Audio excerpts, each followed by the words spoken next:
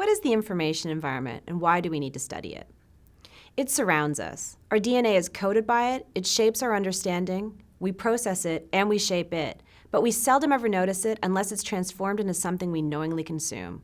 Of course, what I'm talking about is information. We live in an information environment. This is the space where humans and machines process information to make sense of the world.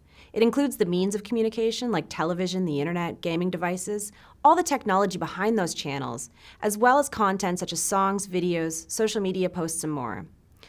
The information environment is extremely important to society. This is the place where decision-making happens, and as such, it's inextricably linked to the physical world. And just like the physical world, the information environment is also highly polluted. But why does this matter? If democratic societies struggle to make decisions in the wider public interest during the pandemic, how will we tackle something even more complex and politically fraught like climate change? Information pollution is a problem, but to get ahead of it, we need to understand the system where it occurs, the information environment. Right now, democratic societies tend to approach the information environment in piecemeal.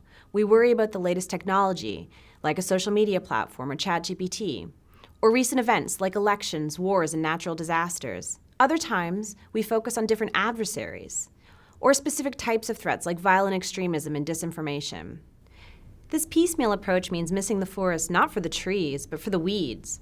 Misinformation and disinformation are just that, weeds that if unrooted will pop up somewhere else.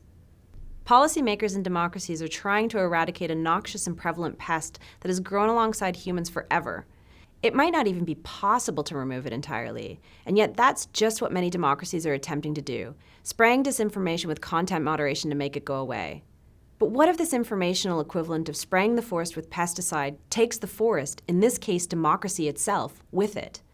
To get ahead, we have to understand the system in which these issues occur, baselining the state of an information ecosystem before, during, and after disturbances like information pollution happen. We can learn from other fields like physical ecology, which studies the physical environment. Looking at the system through a lens of information ecology could help us identify what makes an information ecosystem naturally resilient and what interventions help it rebound more quickly from a disturbance. Ultimately, information ecology could help us identify what makes an information ecosystem healthy in the context of democracy.